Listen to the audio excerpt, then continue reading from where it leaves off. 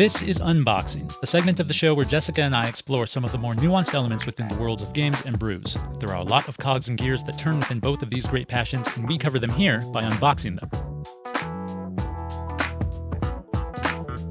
Today's topic is the spiciest one we've tackled yet, and it's sure to ruffle some feathers. Is it okay to time turns using a sand timer in a game that doesn't specifically require it? There are many moments in gaming where a player finds themselves stuck on how to best take their turn, sitting there for minutes at a time going over every move they could take because they're unsure of what to do. The board gaming world has almost unanimously labeled this as analysis paralysis. And while this nomenclature is entirely inaccurate, it is the widely accepted term for what I just described. Occurring rarely, you might not even know this is happening. However, if for whatever reason you find yourself at a table with someone who experiences this frequently, your game will start to drag. With so much time between your turns, you may find yourself taken out of the game entirely as boredom sets in. Perhaps even frustration as a 2-hour game quickly morphs into a 3 or 4-hour game that involves more waiting than playing. A common but controversial solution to this issue is to apply a sand timer, usually with a duration of a minute to each player as they take their turn. There are several variants as to how this works from here, but generally speaking, if a player hasn't at least begun to make some moves by the time the sand runs out, their turn is skipped. For as controversial as it can be, and for as personal as some people take this topic, Jessica and I believe that just because something is controversial doesn't mean it should be. Maybe it's possible this topic just hasn't been discussed enough to draw any kind of solution that people could, by and large, be happy with. And that's why today we're unboxing the use of sand timers to time turns. Grab a glass of milk, a jar of peanut butter, and the biggest spoon you can find. This one is gonna get spicy.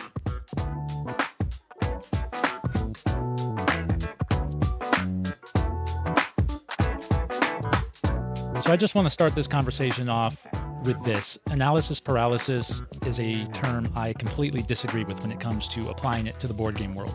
This is a real condition that real people have, and it doesn't mean you are overthinking your turn during a board game. I guess if you have it, it could mean that, but to my understanding, analysis paralysis is when somebody cannot decide what to do with anything, and they get legit anxiety from it. Like, am I going to wear a red sweater today or a green sweater today? I don't know. Brain shuts down, can't function.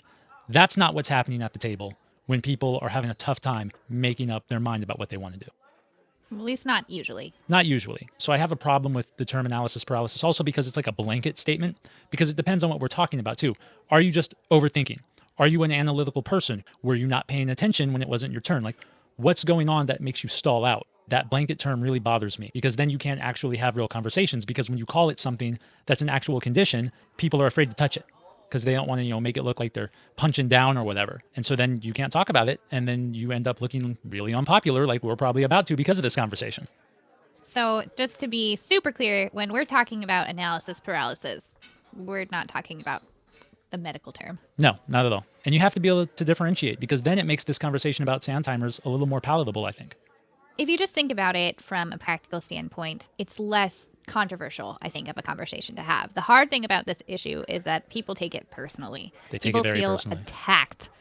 When you tell them that they're taking too long to make up their mind, that's it. They feel attacked. They feel like it's a personal issue that you have with them, or maybe you're targeting certain people. So you have to just kind of take the personal feelings out of it and just think about it from a practical standpoint. Yeah, because if you mention anything, all of a sudden you're the asshole in the room and maybe you don't get invited to play again, which sucks. There could be a variety of reasons why you want someone to take a faster turn. Maybe you have to go soon because you have an obligation. Maybe you have children at home and you have to relieve the babysitter. You have to go let your dog out, or you have an appointment that you've already booked. Maybe it's already 1 a.m. and you've been there for 6 hours and you just want to go home and sleep. That's a really good point, because I did poll this question on Facebook a couple days ago, and a lot of people's responses were like, well, if it's just how somebody plays, you should be courteous and allow them to play that way. Fair to a degree, but courtesy goes both ways. If you're just somebody who's not paying attention during other people's turn, and then you go, oh, wait, it's my turn, what am I doing? And you're keeping everybody there waiting, that's a really inconsiderate thing to do. I'll go even a step further. If you are paying attention and maybe you just are an overthinker, you should still be considerate of other people's time at that table. I absolutely agree.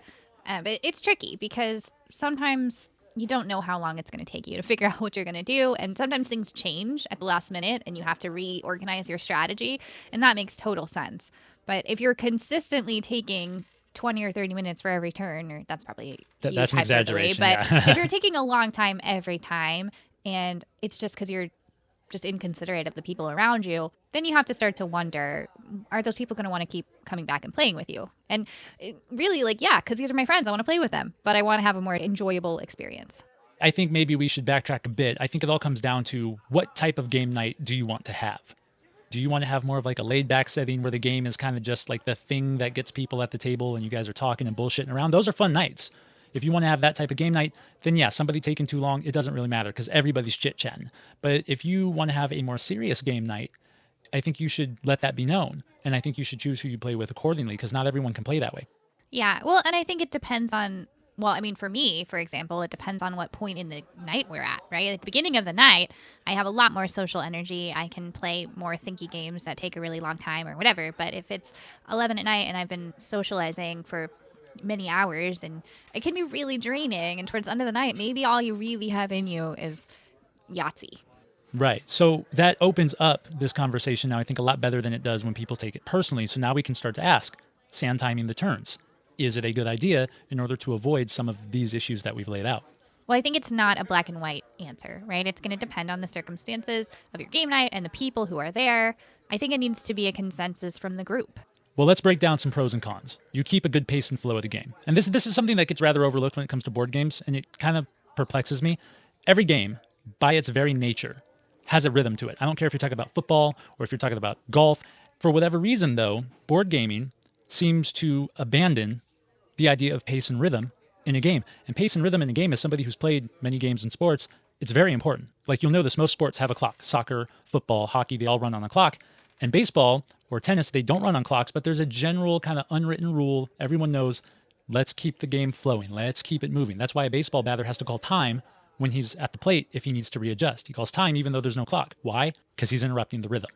And so for whatever reason, with board games, people seem to forget about that rhythm. And I think a sand timer could help keep that rhythm if we're talking pros. Yeah, I mean, it's definitely a pro that it would keep your pace moving smoothly. I would agree with that.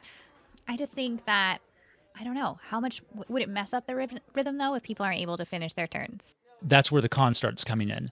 Who's going to keep track of this time? Who's going to be the timing czar at the table? Who's going to be the most unpopular person by the time the night's over? Right. And how much do you make exceptions, right? Like if somebody's in the middle of doing something when the timer ends, do you let them finish what they're doing, or how does this even work?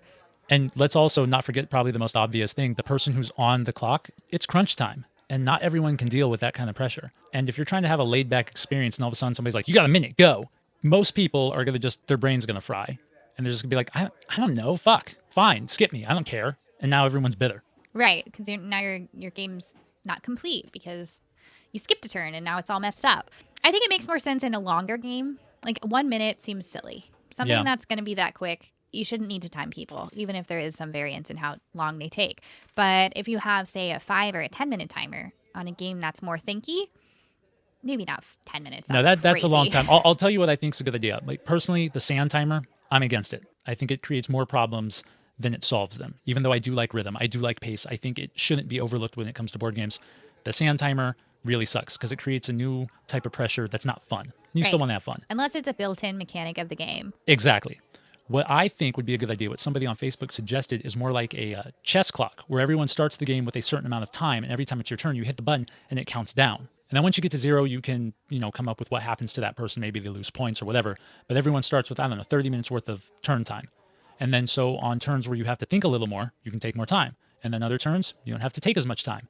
I like this because not only does it keep a rhythm going, it also adds a different element to the game that doesn't take away from the fun at all. It actually adds kind of like a on the clock, kind of like got to manage my time better and got to manage my turn better, and it keeps you focused. It's an additional fun element, I think. Yeah, I think it's kind of a new level of challenge, but I think we might also be sort of biasly in favor of a solution of this type because we frequently get caught in games that are much longer than we're comfortable with. This might be true, but I think we're speaking for a group of people who don't speak very loud right now when it comes to this, because again, nobody wants to look like the fucking asshole. Yeah, generally speaking, from my experience or the conversations I've had, most game people are long, crunchy game people. Yeah. And I actually think I saw something recently where somebody was saying if someone asks you how long the game's going to be, you don't even want to play with them. Yeah, we're coming back to the same thing. Courtesy and patience go both ways. If you want me to accept the fact that you're a guy who likes to think through all their turns, then you need to accept the fact that everybody else is waiting for you. Mm-hmm. Otherwise, we're going to bust out the timer, dude. Because everyone should be able to have a good time here without feeling like they're all giving in to this one person who plays like an asshole. Yeah. Like I know, like you said, we're being biased, but like if you're not paying attention during your turn and it's one of those games where people are seriously involved in the game, or it's getting late and we're trying to wrap it up because the babysitter's getting very expensive right now, take your turn. Let's focus here. And if not, we're going to bust the timer out on you. It really just needs to be a push and pull between the people at the game night. And Yeah. we don't need to necessarily say, yes, timers are here, but the conversation, I think, needs to start being had. Yeah, and look, I want to make this very clear. It's not that we are the best and fastest people when it comes to taking our turns. I mean, I won't speak for Jessica, but I'm not great with numbers. Like, I don't want to give too much personal detail away, but I struggle with numbers. I struggle with patterns. It gets really hard for me when I play certain games. There are certain games I just know I'm never going to win because of it. In knowing that, I will make sure that I focus extra hard on those games so I don't keep people waiting. It's all about what we're talking about, consideration. Yeah, absolutely. I mean, I don't struggle with numbers the same way you do, but I definitely am guilty of taking my time on turns because I'm an overthinker. Sometimes I overthink just for the sake of overthinking, and it's not necessary, and I don't have to make other people wait around for me just because I have this bad habit. I at least try to be considerate of the fact that other people are at the table, and I think it's important to do. I think just because you struggle a little with this or that, or maybe you overthink, doesn't mean that everyone else should have to suffer. And if they want to be patient with you, I think that's fine. Again, like you said, everyone needs to sit down and talk about it. Yeah, I just think this idea that if someone has a time limit or is concerned about time, that means they're not really there for the right reasons or they don't really like gaming. That's kind of a weird sort of gatekeeping. It's okay that you have limitations or expectations or that you want to have a conversation about that. I agree. I think more people need to talk about it. I hope this encourages them to talk about it. You know, it's an unpopular opinion, but I'm definitely in favor of timing turns. I think it adds something fun to the game. I think it keeps people focused. I think it keeps people sharp. And I think it gives people control of what they want to do with their turn without being inconsiderate to everyone else. Yeah, I'm leaning more away from timing turns, but I think that bringing up the subject hopefully will make people more aware, and then the consideration can just come naturally. Yeah, I mean, I probably wouldn't suggest it to everybody I know. Like maybe during my game nights I would do it, but that's because I'm, let's be real, I'm just trying to be nice and courteous and respect everyone else's thing, but you got to respect mine too. Yeah. When it comes to playing games, yeah, we want to take it easy, but maybe again, it's getting late. Like, dude, be an adult. Just be an adult, right? If you're taking too long, don't be offended if someone tells you. Don't be offended if somebody suggests something because they don't know how to tell you, because they're trying to be nice. Like, be an adult, be a grown-up, be respectful of other people's time the way you want them to be respectful of yours. And if it really is someone who has analysis paralysis, I'll say something even more unpopular, like you shouldn't be playing board games if you suffer that. You really shouldn't. That's like the equivalent of telling someone with bad knees they should take up sumo wrestling. You wouldn't do that. So I wouldn't suggest somebody who truly has analysis paralysis, I wouldn't suggest that they play board games. At least not the thinky kind of board games that would put you in that situation. Exactly. Play with really patient people. And if you're working with somebody who is, if they got a problem overthinking or whatever, you got to break the bad habit. So they need to be pushed a little. To break bad habits, you got to push yourself a little further than you're comfortable with and keep pushing until the habit is broken. People may respond negatively to this. I've been a lot more opinionated in this conversation than you have. But yeah, you're right. It's a gray area. You should probably talk it over and just don't be a dick. That's really my takeaway from this whole conversation is just don't be a dick. Not everybody wants to be sitting at the table for 9 hours. But also, too, like people at the table, if somebody isn't paying attention to their turn, say something. Like people shouldn't be afraid to say something. You could be nice about it. You don't have to be as blunt and abrasive as I'm being right now. You definitely want to be nice about it. But that's the big thing. You shouldn't be afraid to say something because it's not, I don't want to say it's not personal because it's personal for the person saying something, right? It's not personal against the person who's taking too much time, but it's personal for me if I'm asking somebody to consider my needs. But what I mean is don't take it personal, right? Like it's not about you're doing anything wrong or you're being judged. It's just everybody trying to, have a good time and be harmonious in this social environment. Right. It's all about finding the harmony within your group, but that starts with being able to have this conversation. And you can't have the conversation if you use a blanket term like analysis paralysis to describe every stalling tactic that happens at a table.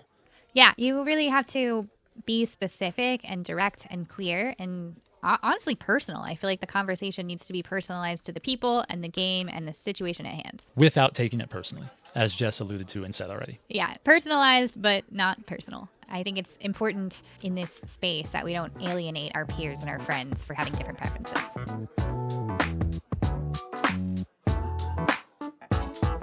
So there you have it. Sand timers to time turns. Probably ruffled a few feathers, Jess. I don't know. I mean, my feathers were ruffled, but Not in the way you think. Oh boy, hey now. Anyway, what do you think about using sand timers to time turns? Do you like the idea? Do you hate the idea? Did it make you want to run and cry? Did it make you want to strangle one of us?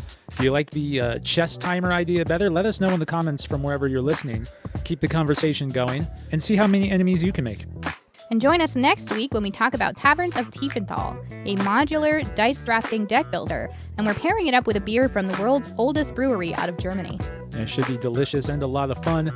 In the meantime, you can catch us on Facebook, but you can also catch us on YouTube. You can catch us on Rumble.